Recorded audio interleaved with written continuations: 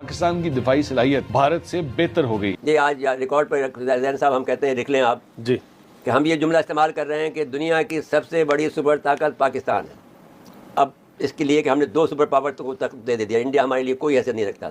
India के लोग खुद सुन लें इस बात को, इंडिया के मुसलमान खुश हो लें और अपने आप को मुस्तमा कर लें कि आपके साथ में एक सुपर ताकत खड़ी है। पाकिस्तान के जनरल साहिबान और पाकिस्तानी इंटेलिजेंस एजेंसी ISI के जो डिसीजन मेकर्स हैं, वो किसी भी किस्म का इवेंट ऑन ग्राउंड पैदा कर सकते हैं अपने बयानिए और अपने नैरेटिव को आगे बढ़ाने के लिए। आलमी जरीदे ने पाकिस्तान की सबकत को एक्सेप्ट किया है जनाब भारत के ऊपर, और ये बहुत बड़ी खबर है। तो अगर कोई दुनिया में खुफ्ता या खुफिया या अभी खामोश कोई अगर सुपर ताकत है वो पाकिस्तान। तो अगर इंडिया बॉर्डर्स हॉट कर देता है और यहाँ अफगानिस्तान से मुस्तकिल जो मामला है वो है, तो फिर मुझे यानी अब खुद ही आप तय कर लीजिए फिर कहाँ से वो एक्स्ट्रा पैसा आएगा और कहाँ से फिर वो सारा मामला होगा। ऊपर से IMF और वर्ल्ड बैंक अगर खींच दे तो फिर अल्लाह मालिक है।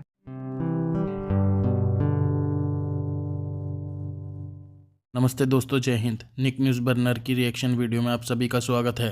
दोस्तों, पाकिस्तानी रिपोर्टर चाचा जो कह रहे हैं कि भारत की नेवी पाकिस्तान की नेवी से पीछे है और पाकिस्तान अब दुनिया का नंबर 1 है, और वो भारत को सुनाने की कोशिश कर रहा है और भारत के लोगों को साफ साफ कह रहा है कि भारत अब देख ले कि पाकिस्तान नंबर 1 है और भारत से आगे है पाकिस्तान। तो दोस्तों, ये जो जाहिल हैं ये मदरसे छाप हैं दोस्तों।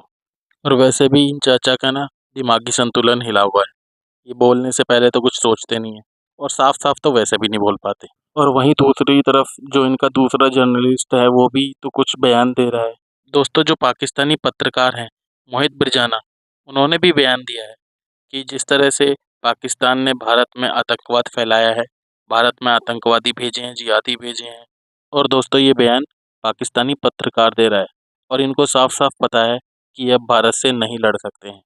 ये इस तरह से बातें हो रही हैं, लेकिन जो ये पाकिस्तानी चाचा है इनका दिमागी संतुलन हिला हुआ है, ये उल्टा ही बयान दे रहे हैं और इनको ये लगता है कि ये भारतीय आर्मी से आगे हैं इनकी आर्मी।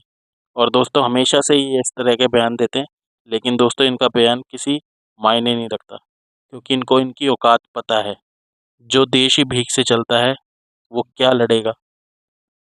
अब इनकी जो डील होती है वो सिर्फ चाइना से होती है। पहले F-16 अमेरिका से आता था, अमेरिका से डील थी, लेकिन दोस्तों अब इनका जो भी सामान आ रहा है वो चाइना से आ रहा है। चाइना से डील है, चाइना की कोई टेस्टिंग नहीं है। और दोस्तों, ये किसी न किसी को तो अपना दुश्मन बनाती हैं, कभी अफ़गानिस्तान, कभी भारत, कभी भारत, कभी अफ़गानिस्तान। क्योंकि पाकिस्तानी जो आर्मी है उन्हें पैसा तो लूट नहीं है पाकिस्तानी जनता का, तो कुछ ना कुछ तो बजट दिखाएगा ही कि किसी के नाम पर कि ये दुश्मन है या वो दुश्मन है, भारत है कि अफ़गानिस्तान है। तो इस तरह से पाकिस्तान की जो आर्मी है वो आप सब जानती हैं, वो लूट रही है पाकिस्तान को, उसकी आवाम को। और उनको जब पता चल गया तो इनको जूते भी बहुत पड़ेंगे। इसीलिए ये किसी न किसी को दुश्मन बनाते रहते हैं कि अफ़गानिस्तान है कि भारत है, ताकि वो पैसा कहीं ना कहीं दिखा सके कि लग रहा है। तो दोस्तों, इसी टॉपिक पर चलते हैं आगे की वीडियो की तरफ। धन्यवाद। इसी वीलॉग के अंदर गुज़िश्ता कई महीनों में हम ये बात करते रहे हैं कि इन्हें अपनी पॉपुलैरिटी के लिए शायद हिंदुस्तान से कुछ छोटी सी जंग करनी पड़ जाए। इन्होंने बड़ा अच्छा उसका हल निकाला है। हिंदुस्तान से जंग इनको नहीं करनी, इन्होंने अपने लिए इस खित्ते के अंदर एक नया खौफनाक किस्म का दुश्मन जो है वो इन्होंने ढूंढ लिया है और अब ये कुछ भी कर सकते हैं अपने इस जंग के बयानिए को आगे बढ़ाने के लिए। पाकिस्तान के जनरल साहिबान जो हैं उन्हें ग्रेट गेम्स का बहुत ज्यादा शौक है। जिस चीज का उनको शौक नहीं है वो ये कि पाकिस्तान के 250 मिलियन 25 करोड़ जो लोग हैं, इनके खाने का क्या होगा, इनके साफ पानी का क्या होगा, इनकी टॉयलेट फैसिलिटीज और हाइजीन का क्या होगा, इनके लिए मीनिंगफुल जॉब्स का क्या होगा, और यहाँ पर सिक्योरिटी कहाँ से आएगी और इनका मुस्तकबिल क्या है। इस चीज की इनको कोई फिक्र नहीं है। अलबत्ता हर किस्म की ग्रेट गेम में ये इंटरेस्टेड है। बहरहाल जो चीज बहुत बेहतर अब हमें समझ आ चुकी है 16 बरस के बाद, वो ये कि मुंबई में 26 नवंबर 2008 में जो खौफनाक दहशतगर्दी का हमला हुआ वहां की होटलों पे, ट्रेन स्टेशन पे, जिसमें तकरीबन 250 लोग जो हैं उन्हें वो हलाक हुए, वो यकीनी तौर पे पाकिस्तान की कारस्तानी थी। उसे किसी भी और तरह से एक्सप्लेन नहीं किया जा सकता। हमारे उस तरफ के भाई है जो कश्मीर वाले जो हैं, खा वो बुरहान वानी हो या कोई और हो, वो भी हमसे गिला करते हैं कि पाकिस्तान ने हमें धोखा दे दिया। हमें बीच मझधार पे छोड़ दिया। हमारे ऊपर पाकिस्तान जो है वो हम हमारे साथ मामला ये करते रहे कि हम इसका मोहब्बत और दोस्ती में रहे, और बाकायदा मुशर्रफ साहब ने यहाँ इंडिया को फेंस लगाने की मुकम्मल इजाज़त दे दी और हम जो है इंडिया के रहम करम पे आ गए। 375 का जो मामला था उसके अंदर भी पाकिस्तान ल्यूकवार्म और खामोश रहा, और वो जनरल बाजवा की वो साफ़ियों के साथ वो बड़ी मशहूर उसकी जो गुफ्तगू है जिसके अंदर उसने बाकायदा साफ़ियों से कहा था कि हमें उनको उसका अब इसको छोड़ देना चाहिए, हम इंडिया के साथ हम दोस्ती और तल्लुकात का रखना चाहिए। कि आलमी जरीदे ने जो है ये एक्सेप्ट किया है कि पाकिस्तान की दिफाई सलाहियत कम से कम नेवी के हवाले से जो है वो भारत से बेहतर हो गई है। ये बेसिकली यूरेशिया टाइम्स एक जरीदा है जो कनाडा से शाया होता है, और इंटरेस्टिंग बात यह है कि इसके जो हैं एडिटर हैं वो ख़ुद भी जो है वो एक भारतीय निजाद शख्स हैं।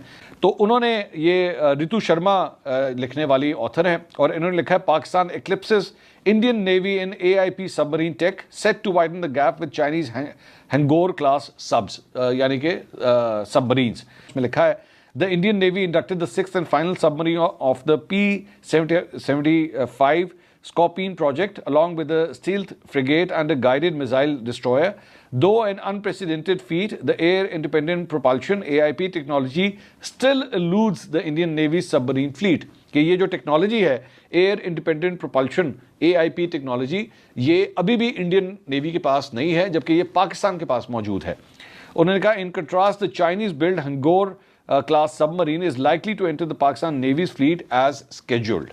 तो पाकिस्तान के ये जो चाइना के साथ मैंने गालबन कल या परसों के अपने वीलॉग में भी इसका जिक्र किया था इन सबमरीन्स का, तो ये जो है वो पाकिस्तान के फ्लीट के अंदर शामिल हो रही हैं और उसके अंदर ये टेक्नोलॉजी मौजूद है। आगे लिखते हैं the Indian navy doesn't operate a single AIP equipped submarine yet. Meanwhile, the Pakistan Navy's all 3 French Agosta 90B, PNS Khalid, Saad and Hamza are powered by AIPs। कि पाकिस्तान के पास ऑलरेडी जो 3 फ्रेंच सबमरीन्स हैं उनके अंदर भी ये technology पहले से ही मौजूद है।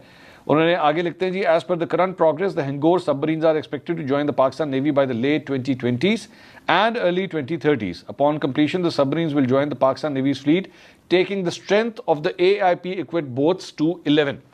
कि जी ये जो दिहाई चल रही है इसके आखिर में या उसके अगली दिहाई के शुरू में जब मजीद सबमरीन पाकिस्तान के पास आएंगी तो ये जो AIP टेक्नोलॉजी है इसके जो जिन सबमरीन में ये मौजूद है उनकी तादाद जो है वो 11 हो जाएगी, और भारतीय नेवी के पास जो है कोई एक भी ऐसी सबमरीन नहीं है जिसके अंदर ये टेक्नोलॉजी मौजूद। और बालाकोट जो इवेंट्स हैं उसका एक बड़ा नेगेटिव मनफी पहलू ये भी था कि बावजूद इसके कि हिंदुस्तान ने पाकिस्तान के अंदर सर्जिकल स्ट्राइक की, तमाम तर जो काबिल जिक्र इंटरनेशनल पावर्स थी उनका झुकाव और उनकी सिंपथी और सपोर्ट हिंदुस्तान की तरफ थी। चीन और तुर्की को छोड़ के पाकिस्तान के लिए किसी ने आवाज नहीं उठाई। ये वो मोमेंट था जहां पाकिस्तान की जनरल हाई कमांड को ये बात समझ आ गई, एक तरफ से मोदी की एग्रेसिवनेस की वजह से, दूसरी तरफ मगरब के अंदाज की वजह से, कि आगे हमारा हिंदुस्तान के साथ कॉन्फ्रंटेशन का लड़ना तो पहले भी नहीं चाहते थे, लेकिन हिंदुस्तान के साथ छेड़खानी करना और अपना जो एक नैरेटिव है दुश्मन का उसे जिंदा रखने का स्कोप नहीं है। उसके बाद इन्होंने एक सरेंडर का प्रोसेस शुरू किया जिसमें हिंदुस्तान के साथ इन्होंने सीज फायर किया। दोस्तों अगर आपको हमारी वीडियो पसंद आई है तो प्लीज़ लाइक ज़रूर करें और साथ में शेयर करना ना भूलें, और साथ ही दोस्तों ऐसी ही लेटेस्ट वीडियो देखने के लिए हमारे चैनल को सब्सक्राइब करें, साथ ही बेल का आइकन जरूर दबाएं ताकि सबसे पहले आपको हमारी वीडियो की नोटिफिकेशन मिल सके। धन्यवाद।